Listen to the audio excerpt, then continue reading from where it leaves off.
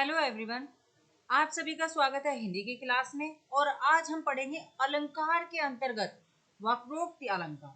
ठीक है, चलिए तो शुरू करते हैं कि वक्रोक्ति अलंकार होता क्या है, कैसे पहचानेंगे।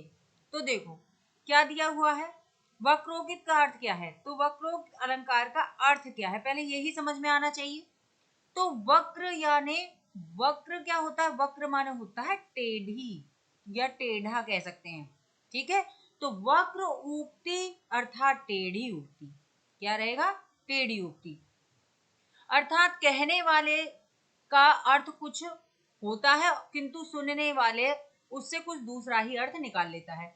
क्या कहना चाहता है, ये कहना चाहता है कि जो वक्ता होता है वह कुछ और शब्द कह रहा है, उसके कहने का अर्थ कुछ और है, और जो श्रोता होता है यानी सुनने वाला जो होता है वह उस शब्द का कुछ और ही अर्थ निकालता है। तो वक्ता कुछ और कह रहा है और श्रोता उसका कुछ और अर्थ निकाल रहा है, तो वहां पे होगा वक्रोक्ति अलंकार। ठीक है, चलिए तो आगे देखेंगे, आगे चलते हैं वक्रोक्त अलंकार की तरफ। क्या है, ये आपका उदाहरण रहा। चलिए इधर आ गया, कोई नहीं, यहाँ पे लिख देते हैं, ये रहा। ठीक है, इग्नोर करेंगे इसको।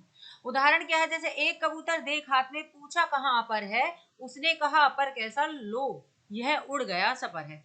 कुल मिला के क्या कहना चाहता है, ये आपसे कहना चाहता है कि क्या जहांगीर जी हैं और वो अपनी पत्नी से कह रहे हैं, क्योंकि उनकी पत्नी के पास 2 कबूतर थे और वो एक कबूतर को लेके आ रही हैं। तो वो कहते हैं एक कबूतर देखा उनके हाथ में और वो पूछते हैं अपर यानी दूसरा वाला कहाँ है। इस अपर का क्या अर्थ है, दूसरा कबूतर कहाँ है।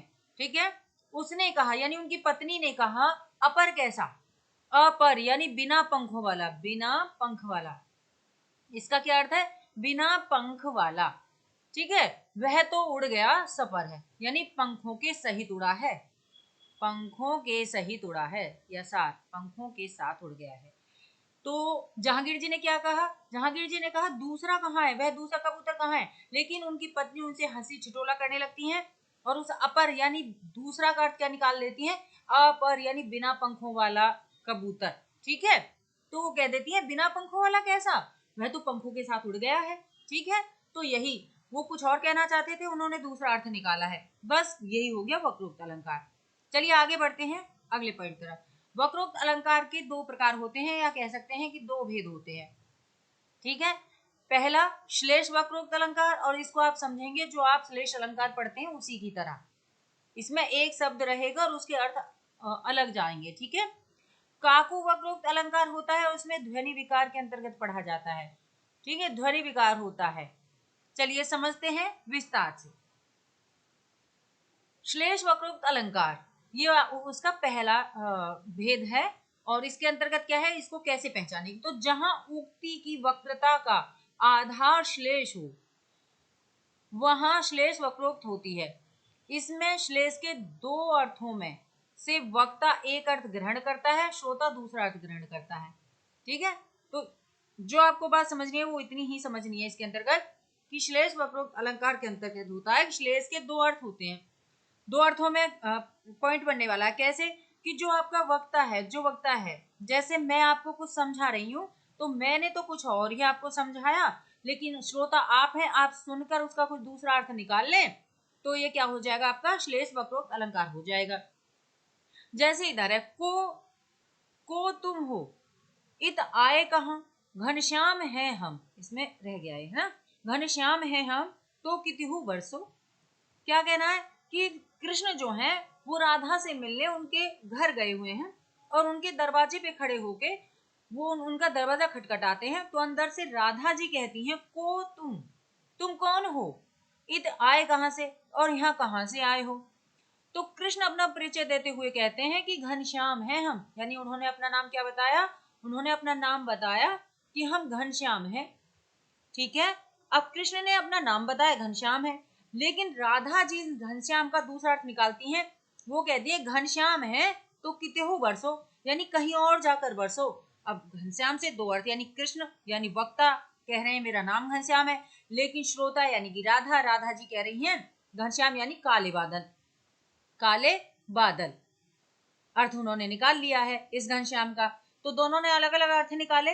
वक्ता कुछ और कह रहे हैं, श्रोता कुछ और समझ रहे हैं, और उससे क्या है, ये कब समझ रहे हैं कि हंसी ठिठोला कर रही है यहाँ पे, तो बस ठीक है, बस इतनी बात है, यही आप ध्यान रखेंगे। एक शब्द का दो अर्थ, हम श्लेष अलंकार में भी ऐसा ही कुछ पढ़ते हैं। चलिए तो बढ़ते हैं अगले पॉइंट तरफ। देखिए, अच्छा ये उसका स्पष्टीकरण है, ये आप लोग देख लेंगे और चलते हैं अगले उदाहरण पे। क्या है उदाहरण, अभी हम पीछे भी पढ़ के आए थे, वही है, एक कबूतर देख हाथ में, पूछा कहाँ पर है, उसने कहा पर कैसा, वो उड़ गया सपर है। तो एक अपर का अर्थ था दूसरा, और ये आपका श्लेष अलंकार, श्लेष वक्रोक्त अलंकार के अंतर्गत आएगा, है ना, दूसरा। और एक अपर का अर्थ है बिना पंख का, बिना पंख वाला। ठीक, तो दो अर्थ जहां निकल जाते हैं, एक शब्द के दो अर्थ निकल गया। चलिए तो बढ़ते हैं, ये आप देख लेंगे, बाकी मैंने इसका आपको बता ही दिया था हिंदी क्या था। काकू वक्रोक्त अलंकार के अंतर्गत देखते हैं, काकू इसकी क्या पहचान रहेगी, तो जहां कहे हुए वाक्य का कंठ की ध्वनि के कारण दूसरा अर्थ निकल जाए, यानी कहे हुए वाक्य का कंठ की ध्वनि के कारण दूसरा अर्थ निकल जाए, कंठ की ध्वनि के कारण दूसरा अर्थ निकल जाए, वहीं काकू वक्रोक्त अलंकार हो जाता है। देखो कैसे, तो जैसे हम पढ़ते हैं, यानी जहां हम बोल रहे हैं, जो वाक्य हम पूरा बोल रहे हैं, इसने क्या कहा, कहे गए वाक्य, कहे हुए वाक्य, यानी अब ये कहा हुआ वाक्य आपका देखो क्या है, आए हूं मधुमास के प्रियतम एही नाही, तो फुल स्टॉप लग गया।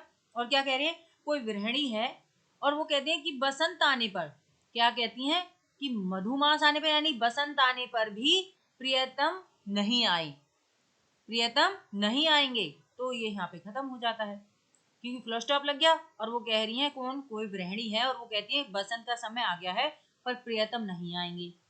ठीक है, आगे अगला पॉइंट है, उनकी कोई सखी है और वो कहती है, उन्हीं शब्दों को रिपीट करती है, क्योंकि ये कह रहा है कहे हुए वाक्यों का ही सिर्फ कंठ की ध्वनि से, यानी कि हम अपने विरामों के अंतर्गत उस शब्द को बदल सकते हैं, उनका अर्थ बदल जाता है।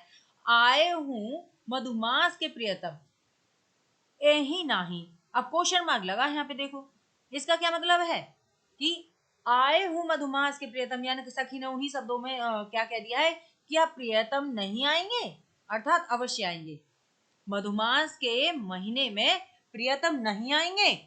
अब ये क्वेश्चन मार्क लगा, नहीं आएंगे, इसका क्या मतलब, नहीं आएंगे यानी कि आएंगे, ऐसा नहीं हो सकता वो नहीं आएंगे, वो आएंगे। यहाँ पे उन्होंने कह दिया है कि नहीं आएंगे, ठीक है, और यहाँ पे कहेंगे नहीं आएंगे, ठीक है, नहीं आएंगे, इसमें ना शब्द का फेर है। ठीक, जैसे देखो अगले उदाहरण में बता देती हूँ और क्लियर हो जाएगा आपका। देखिए ये क्या है कि लेखन बैठी जाकी सभई, गही गही गरव गरूर, भय न केते जगत के चतुर चितेरे कूर। अच्छा, इससे पहले मैं अभी एक पॉइंट और बता देती हूँ कि जैसे हम कह रहे हैं क्या है, रुको मत, रुको मत, ठीक है, और ये रहा आपका तोहमा जाओ, इसका क्या अर्थ समझ में आ रहा है आप लोगों को, रुको मत जाओ, यानी क्या कह रहा है कि कोई व्यक्ति है, माना आपके घर कोई व्यक्ति है, आप कहेंगे रुको मत क्या जाओ, यानी रुकना नहीं है जाना है, इसका अर्थ क्या आ गया, रुकना नहीं है जाना है। लेकिन अब इस चीज को ऐसे लिखे, शब्द वही रहेंगे,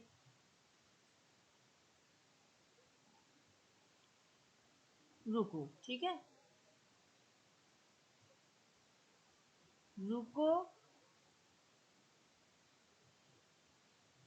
रुको मत जाओ, ठीक है, कॉमा ये रहा आपका, ये यहाँ पे था और ये यहाँ पे है। क्या कह रहे हैं, रुको मत जाओ, यानी रुको मत, यहाँ पे हमने कॉमा लगाया था, रुको मत जाओ, इसका मतलब रुकना नहीं है जाना है। यहाँ पे कह रहे हैं रुको, रुको, शब्द वही है, देखो रुको मत जाओ, क्या कहना चाहते हैं कि रुकना है, जाइए ना, रुको मत जाओ, यानी आपको यहीं पे रुकना है, जाना नहीं है। शब्द वही थे, कॉमा के आधार पे कह सकते हैं, उच्चारण के ढंग से हमने जैसे उच्चारित किया, हमने पहले बोला था रुको मत, इन दोनों शब्दों को एक साथ बोल दिया और बाद में कहा जाओ, तो इसका मतलब चले जाओ। लेकिन यहाँ पे हमने रुको कहा, पहले रुको, और हम भी रुक गए थे, अपनी ध्वनि को विराम दे दिया, रुको मत जाओ, तो रुक जाना है, जाना नहीं है, ठीक है। चलिए, तो अगर ऐसा आता है तो आप कहेंगे ये काकू है, ठीक है, ये काकू है, क्योंकि ये ध्वनि के आधार पे है। लिखन बैठी जाकी सबही, गही गही गरब गरूर, भय न केते जगत के और चतु चीतरे चितेरे कूड़। क्या कहना चाहते हैं कि प्रभु का चित्र जिसने भी बनाना चाहा, ठीक है, स्वामी का, कृष्ण का, यानी अपने अर्ध का जिसने भी चित्र बनाना चाहा, उन सभी के क्या है, बनाने बैठे जब भी सोचते हैं ना कि बना लेंगे वो उनका चित्र, तो ये सब क्या हो गया है, सब उनका चकनाचूर हो गया है, यानी गही गही गरब गरूर, उनका सबरा गुरूर खत्म हो गया है, ठीक है, उनका सभी घमंड चकनाचूर हो गया।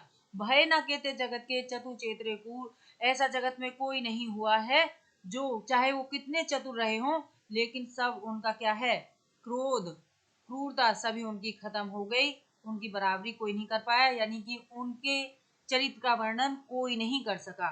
उनकी सुंदरता इतनी ज्यादा है कि कोई उनके लिए उनके बराबर का चित्र नहीं बना पाया। उनकी सुंदरता की तुलना में उनके चित्रों की सुंदरता फीकी ही रह गई है।